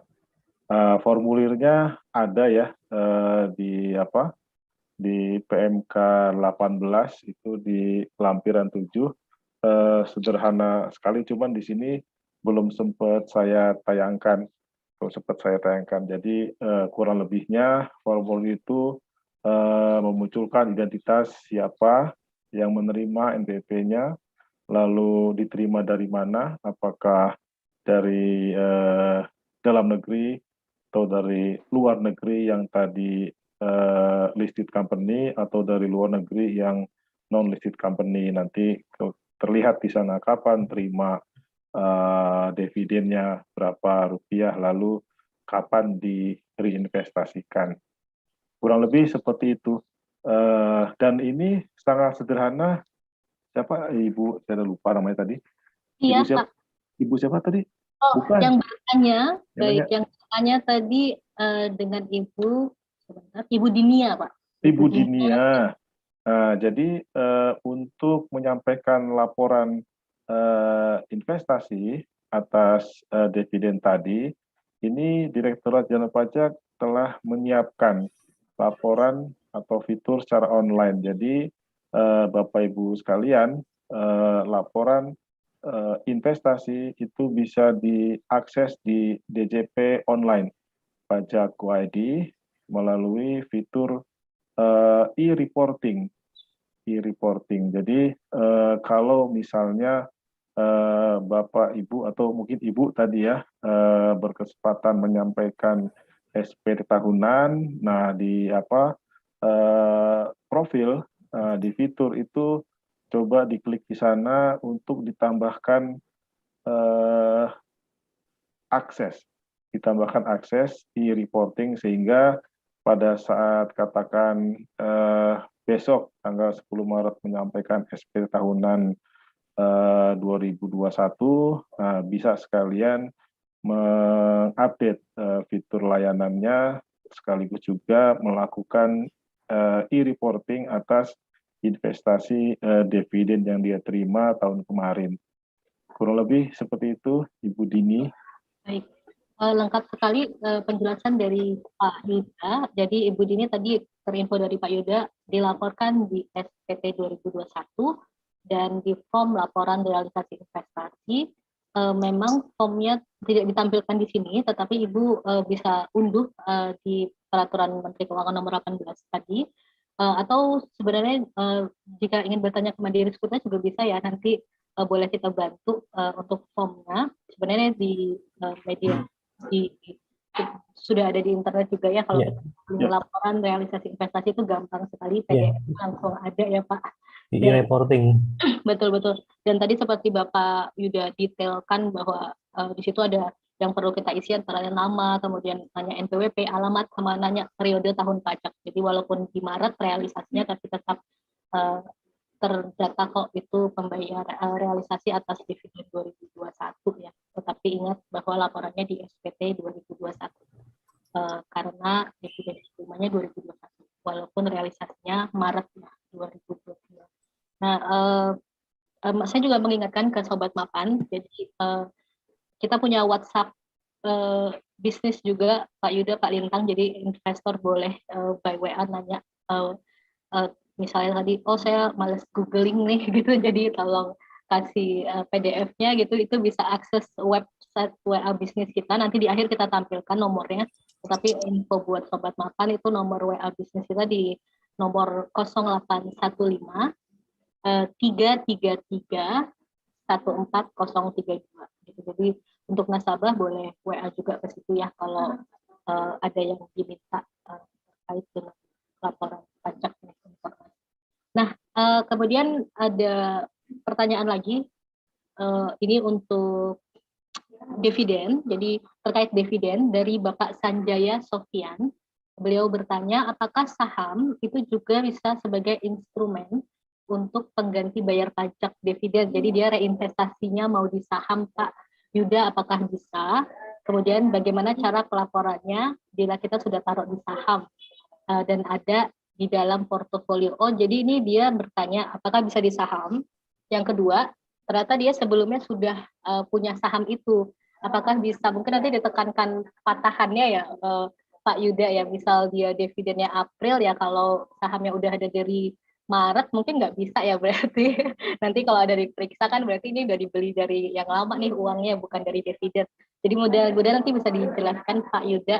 Ya. Yang ketiga dia nanya juga, bila saya suka trading, apakah tidak masalah kalau di tengah tahun tiba-tiba misalnya dia terima di Maret, kemudian langsung direinvestasikan di April, kemudian tiba-tiba dia karena suka trading ternyata di Oktober kejual nih Pak gitu. Apakah di akhir tahun boleh dibeli lagi dan gimana pelaporannya nih Pak di laporan realisasi investasinya? Agak detail ya Pak, tetapi memang ini yang biasa aktivitas dilakukan oleh Iya sih. apalagi yang aktif trading nih. Ternyata dia sempat dijual tapi kemudian dibeli lagi sih gitu. Jadi pas mau laporan pajak di portonya ada saham itu tadi. Nah, silakan Pak Yuda, boleh dijawab. Siap. Jadi terkait dengan instrumen investasi yang tadi saya sampaikan sesuai dengan pasal 34 PMK 18 di huruf A, B, C, D, E, dan L adalah investasi atau instrumen pada pasar keuangan. Nah, ini yang bisa saya perlihatkan lebih detail. Jadi, contoh instrumen investasi di pasar keuangan adalah yang efek bersifat utang, termasuk medium term, sukuk, saham. Jadi, kalau Bapak tadi, Sobat Mapan, mereinvestasi dividennya pada saham, dan kebetulan pada saham yang sama, itu tidak apa-apa. Tidak apa-apa. Cuma memang di dalam e-reporting, katakan Bapak mendapat dividen 1.000 dari sejumlah investasi di 7 perusahaan TBK, katakan gitu ya. Dari 7 perusahaan TBK, atau satu aja deh, dari 1 perusahaan TBK, lalu dapat dividen tahun kemarin, lalu supaya tidak bayar pajak dividen 10%, maka Bapak langsung reinvestasi pada saham yang sama, Nah, itu sesuai dengan ketentuannya harus jadi kalau misalnya sekarang tanggal 9 Maret dapat dividen, lalu karena ini sahamnya fruitful prospek, maka besok pun langsung di investasi itu enggak apa-apa. Padahal kalau terima dividennya sekarang tanggal 9 Maret, itu untuk investasinya masih boleh hingga 31 Maret 2023. Tapi kalau sekarang dapat dividen, besok diinvestasi itu enggak apa-apa. Mau pada saham yang sama atau saham yang lain. Nah, di dalam e-reporting, itu sebenarnya terlihat, jadi ketika Rp1.000 dividen diterima, maka Rp1.000 itu dibelikan saham pada saham XYZ, kelihatan investasi dilakukan mulai tanggal 10 Maret 2022 gitu ya. Nah, itu nggak boleh digoreng dulu sampai dengan 3 tahun, Pak, menurut ketentuannya gitu. Jadi ada holding periodnya. Apakah akan ketahuan kalau misalnya gatel tangan ini untuk segera melepas untuk melepas saham yang baru dibeli besok dengan dana dividen? Ya, ini karena laporan ini disampaikan ke Ditjen Pajak yang mempunyai sistem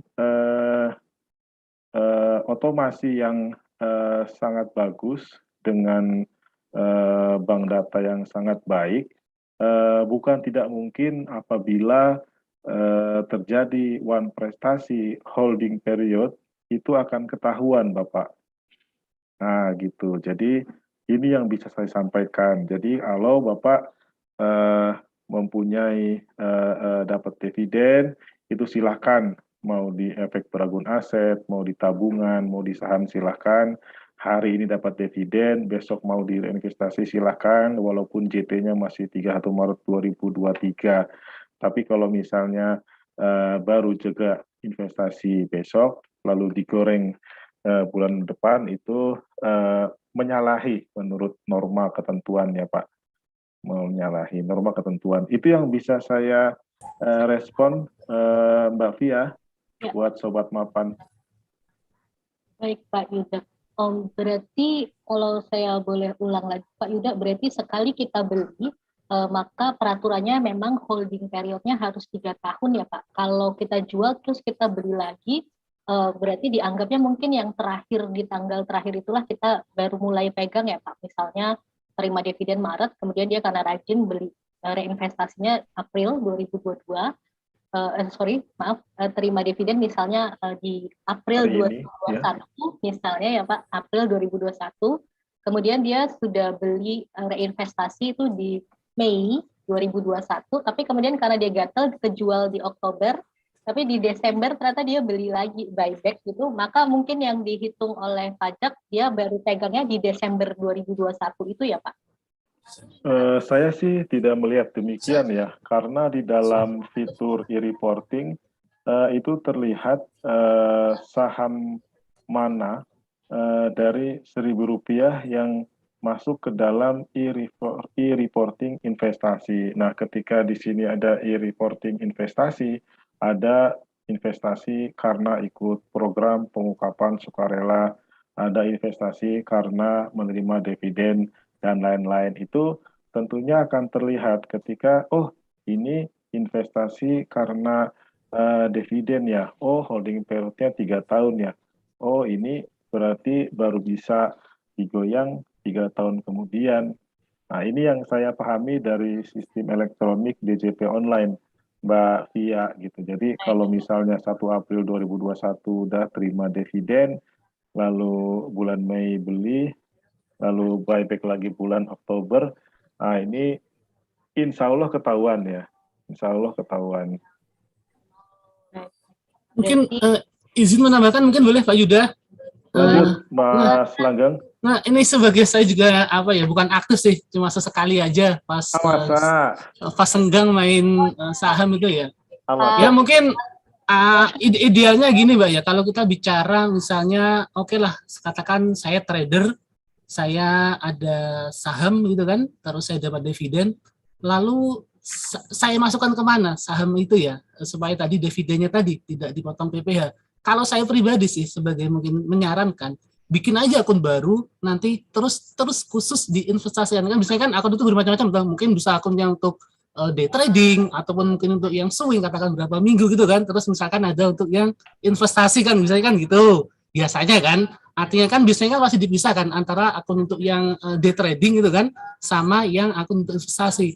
Karena memang benar ketika nanti misalnya atas dividen itu tadi, terus katakan dibelikan dengan saham yang sama, nanti bagaimana cara kita melihatnya? Terus misalnya dari sisi harga pun, pasti kan nanti pasti ada harga perbedaan harga kan gitu kan, ketika diakumulasi gitu kan. Makanya ya kalau saya pribadi sih, misalnya saya dapat dividen, ya udah saya masukkan aja kira-kira mana sih ini yang saham potensial tadi untuk saya invest, karena benar Pak Yuda tadi bilang aturannya jelas bahwa ketika nanti membuat e-reporting ya jelas mana sih mau di e-reporting, yaitu terserah dari si penerima saham tadi kan, setelah dividen. Boleh saja Mbak beranggapan bahwa yang saya investasikan adalah yang terakhir, boleh saja, tetapi syaratnya ketika Mbak klaim itu dalam laporan e-reporting tadi, berarti itu nanti saham yang Mbak state tadi di laporan e-reporting berarti harus Mbak tahan selama 3 tahun kan, itu prinsipnya kan. Artinya mana saja nggak masalah ketika Mbak misalkan buat jual beli, kata untuk day trading untuk bulan ini, bulan fix, tapi ketika Mbak melaporkan dalam e-reporting, Mbak juga harus punya sikap kan, mana saham yang mau saya investasikan terkait dari hasil dari dividen saya kan, gitu kan sebenarnya prinsipnya kan, seperti itu. Betul. Baik, itu mungkin tambahan dari saya Mbak. Iya. Ya, makasih Mas Langgeng selaku pelaku praktisi. Maaf ini Mbak Via dan Bapak yang nanya tadi, ini saya ada yang nyolek barusan. Oh ya. Sebentar, ada yang nyolek saya. saya harus lihat pasal 35. Oke, Bu, tadi untuk Sobat Mapan tadi Pak Langgeng luar biasa ya, sepertinya trader beliau. Sampai tahu ada istilah day trading, swing trading, luar biasa. Jangan-jangan nasabah Mandiri Sekuritas juga nih. Pak Langgeng selaku fungsional penyuluh pajak ahli pertama, Direktorat Jenderal Pajak Kementerian Keuangan, tadi lugas sekali infonya. Jadi, dan ternyata katanya nggak usah ribet juga ya. Jadi intinya yang manapun, mau yang beli April atau Desember, yang penting mana yang kita masukkan di e-reporting sebagai realisasi investasi itu. Jadi dan tadi saran dari Pak Langgeng agak luar biasa juga. Kalau takut tercampur dengan yang tradingnya karena dia trader, mungkin sama-sama beli misalnya Adaro misalnya atau PTPA atau yang lainnya buat trading, tapi ketika reinvestasi mau saham yang sama mungkin biar tidak tercampur sehingga tidak dengan tanpa sengaja kejual, padahal itu buat reinvestasi.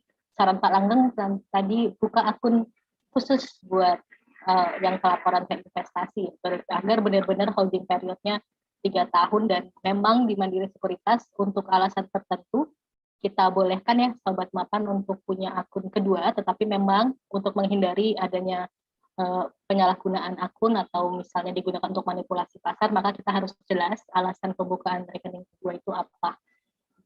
Jadi lengkap sekali tadi dari Pak Langgeng, selain dari Pak Yuda juga udah sampaikan. Nah ini boleh Pak Yuda apa yang mau dipaparkan Pak? Iya, ada yang nyolek saya Mbak Via. Oh iya Pak Yuda. Mohon izin Sobat Mapan. Jadi pasal 36 ini adalah pasal 36 dari PMK 18 yang melandasi terkait administrasi investasi. Administrasi investasi dividen yang Bapak Ibu terima. Nah, ini yang menarik di pasal 36 ayat 3.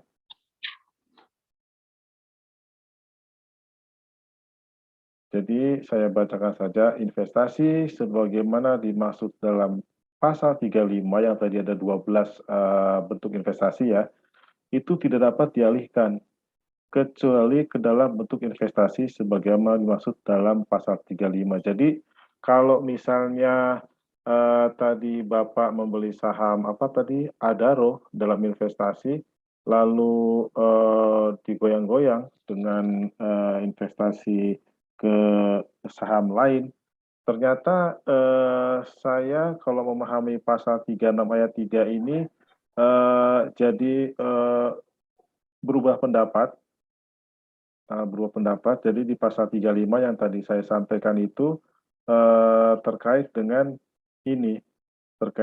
Jadi bisa saham itu dialihkan ke suku kah, ke deposito kah, yang penting holding periodnya 3 tahun di dalam instrumen pasar keuangan maupun di luar pasar keuangan. Jadi mohon izin Sobat Mapan, saya koreksi terkait dengan klausul di pasal 36 ayat 3. Mudah-mudahan saya tidak salah memahami pasal 36 ayat 3 ini ya. Jadi investasi yang tadi holding periodnya 3 tahun tidak dapat dialihkan, maka bisa dialihkan ke dalam bentuk investasi yang tersedia sebanyak 12 di pasal 35 ini. Itu yang bisa disampaikan Bu Via dan Sobat Mapan. Iya, baik Pak Yuda. Terima kasih Pak atas pemaparannya tadi, malah sampai ditunjukkan nih untuk pasalnya agar lebih jelas ya oleh Sobat Mapan.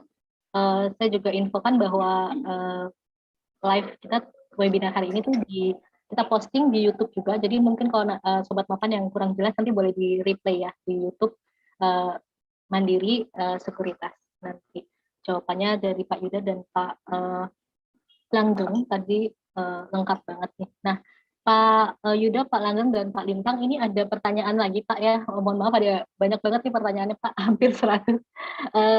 Masih terkait dividen ya, karena memang lagi musim pelaporan juga Pak, belum berakhir. Ada nasabah berubah pikiran, ini yang nanya nggak pakai, tidak menuliskan nama. Misal awalnya beliau mau reinvest Pak, jadi udah dapat dividen, terus dia, oh saya mau reinvestasi. Tiba-tiba di tengah jalan dia memutuskan untuk bayar pajak aja gitu. Kan kalau peraturannya misal kita terima di bulan ini, maka selambatnya harus bayar itu selambatnya tanggal 15 bulan berikutnya ya Pak gitu. Nah, dia mungkin ini sudah lewat dari tanggal 15 itu, dan tadi kan kenapa belum bayar, karena dia berubah pikiran, tadinya sih dia mau reinvest tapi nggak jadi. Nah, kalau udah gitu kan jatuhnya sudah terlambat ya Pak gitu. Nah, itu untuk ada yang nanya terkait denda Pak. Pengenaan dendanya itu kena tarif berapa ya Pak? Apakah dihitung per hari atau per bulan? Nah, itu bagaimana ketentuannya? Siap. Mbak Fia dan Sobat Mapan, jadi kalau misalnya sudah terima dividen dan atas dividen itu tidak dipotong PPh, dan rencana Sobat Mapan ingin reinvestasi, tapi ternyata tidak jadi, maka ketika dividen itu diterima di katakan tahun 2021, jatuh tempo investasinya 31 Maret 2022, dan hingga tanggal itu ternyata memang tidak ada investasi, tentunya PPh itu harus dibayar 10%. JT-nya itu sebenarnya adalah pada tanggal 1 April 2022. Jadi apakah seberapa besar sanksi administrasi yang akan dikenakan kepada mereka yang tidak melakukan reinvestasi? Nah, di dalam ketentuan Undang-Undang KUP dan Undang-Undang Ketentuan Umum Perpajakan, itu sanksinya adalah suku bunga berjalan per bulan yang ada dirilis oleh Kementerian Keuangan, Badan Kebijakan Fiskal setiap bulan sekali. Jadi misalnya harusnya diinvestasikan maksimal tanggal 31 Maret 2022, ternyata enggak juga. Nah, dia bayar tanggal katakan 5 Mei 2023. Nah, ini ada keterlambatan bayar ya.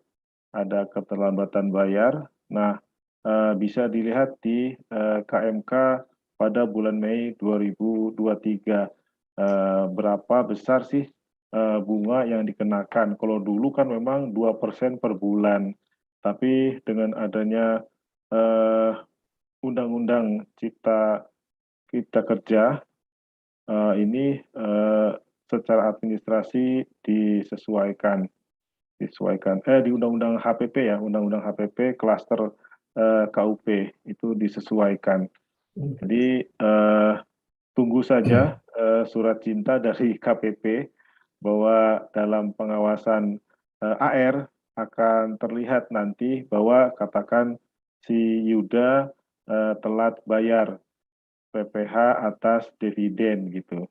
Kalau di program pewakapan sukarela itu sih ada komitmen di dalam surat pemberitahuan pengungkapan harta ya, bahwasanya memang saya rencana investasi. Nah, itu kan tanggal 30 September 2023 ditunggu-tunggu tuh sama pemerintah. Tapi kalau untuk PPh untuk reinvestasi dividen yang terima itu nggak ada komitmen. Cuma saja memang ruang yang diberikan kepada para penerima dividen adalah hingga tanggal 31 Maret 2022 atau 31 Maret pada tahun berikutnya setelah dividen diterima gitu. Mohon izin Pak Yuda ikut merespon, menanggapi. Ya, terkait sanksi administrasi tetap berlaku seperti ketentuan umum perpajakan ya. Artinya ketika itu sudah dividen sudah diterima, maka saat itu sebenarnya sudah terutang PPh atas dividen. Namun karena bisa mendapatkan fasilitas pembebasan yang mana bisa dibebaskan ketika diinvestasikan dan jangka waktu investasinya masih sampai agak jauh ya, bulan Maret tahun pajak berikutnya, maka ketika sampai dengan bulan Maret tahun berikutnya ternyata tidak jadi investasi, maka ketentuannya kembali ke ketentuan umum perpajakan. Artinya saat terutang, misal kita bicara contoh case-nya saja, misal katakan dividen diterima Oktober 2021. Nah, itu kan harusnya diinvestasikan di bulan Maret 2022. Nah, ketika sudah lewat April itu kemudian belum diinvestasikan. Nah, berarti maka terutang PPh atas dividen 10% atas dividen yang diterima plus kemudian sanksinya. Sanksinya ya berarti mulai November, Desember, Januari, Februari, Maret, 5 bulan dikalikan tadi ketetapan sanksi sesuai dengan keputusan Menteri Keuangan, karena memang ada perubahan terkait dengan besaran sanksi di Undang-Undang JIKA dan Undang-Undang HPP terkait dengan besarannya itu. Kurang lebih gambarannya seperti itu, Ibu. Oh ya, berarti makasih koreksinya Mas Intang. Jadi starting point-nya adalah ketika PPh atas dividen itu terhutang ketika diterima gitu ya. Jadi kalau diterimanya 1 April, ya tentunya akumulasi bunga, sanksi administrasi akan semakin besar dibayar oleh wajib pajak. Kalau terima dividennya mungkin baru tanggal 5 Oktober, ya tadi November, Desember, Januari, Februari, Maret, hingga dia membayar PPh atas dividennya, 10% dari dividennya. Itu Mbak Fia. Oh iya, Pak, mudah-mudahan nggak keberatan nih, saya mendalami lagi untuk pertanyaannya masih terkait. Jadi, misal nasabah ini menerima dividennya di 2021 dan sekarang kan periode pelaporan pajak kan belum berakhir ya Pak ya, dan nasabah itu ternyata mau bayar nih berikut dendanya. Itu apakah sudah bisa Pak ditentukan sendiri nih, misalnya tadi pakai dendanya suku bunga atau dari ketentuan Menteri Keuangan yang memang setahu saya juga agak pernah berubah beberapa kali ya Pak untuk tarif dendanya sendiri. Apakah bisa nasabah itu bayar 10% plus denda, tapi memang masih tanda tanya sih dendanya tadi tarifnya berapa, atau apakah harus nunggu nanti nih kalau ada teguran atau surat cinta ya Pak, tadi kata Bapak Yuda. Iya, jadi berbeda dengan SPPT PBB ya, ketika kita jatuh tempo PBB itu tanggal 30 September ya, maka ketika kita telat bayar bulan Oktober itu udah bisa langsung kita hitung itu. Udah bisa langsung kita hitung telat 2 hari langsung 2% kali DPP-nya. Nah, kalau ini karena mengikuti keputusan Menteri Keuangan yang dirilis oleh Badan Kebijakan Fiskal setiap bulannya, tentunya precisely we cannot predict the number. Jadi dan kebetulan memang secara administrasi terkait dengan kelalaian wajib pajak, kelalaian formal maupun material, itu akan ditagih dengan surat tagihan pajak. Iya, jadi terima kasih dan salut ketika memang Sobat Mapan ini ingin menebus dosa lebih awal ya. Baik Pak. Tadi jawaban dari Pak Yuda memang saya sempat baca juga beberapa kali berubah dan ternyata memang tiap bulan ya Pak ya diupdate untuk besaran dendanya itu ya Pak. Kalau untuk yang sanksi administrasi ya bunga ya. Ya, baik. Kalau mau yang presisi mungkin boleh nunggu surat cinta ya Pak, tadi kata Pak Yuda. Tapi akan lebih bagus kalau tidak terlambat atau mungkin inisiatif ya Pak mencari suku bunga yang berlaku terbaru dari keputusan Menteri Keuangan tadi yang kata Bapak diupdate tiap bulan, dihitung dan kemudian dibayarkan. Ya, Monin tadi agak ada kekurangan tadi sempat keluar tadi. Oh ya. Ya ikut terbakan terkait bagaimana pembayaran apabila investnya terlewat. Tadi bisa dibayarkan sendiri, mengenai sanksinya berapa mungkin bisa hubungi KPP ya. Kira-kira saya sanksinya berapa per bulan. Terus kemudian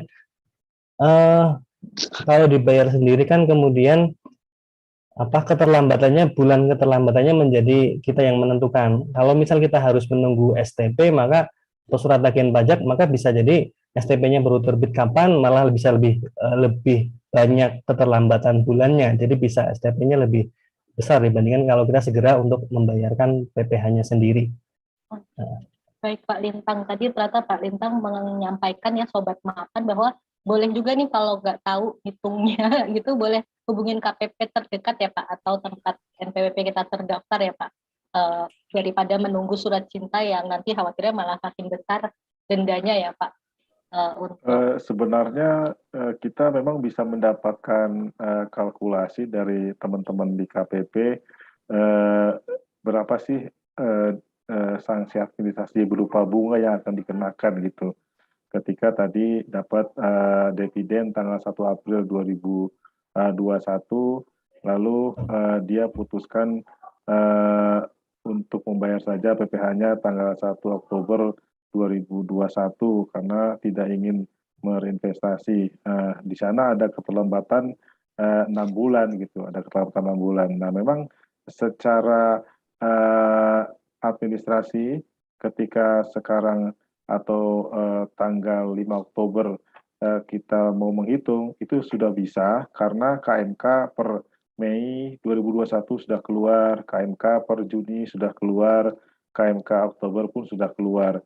Nah, cuma saja ketika nanti wajib pajak harus membuat e-billing, di sana akan diminta karena di kode MAP dan KJS yang diminta untuk pembayaran tagihan itu khusus. Nah, di sana juga diminta nomor STP-nya gitu, nomor STP-nya, sehingga memang kita untuk menjemput bola tidak bisa. Tapi kalau misalnya pun mau membayar secara asal, saya bayarnya pakai 411 20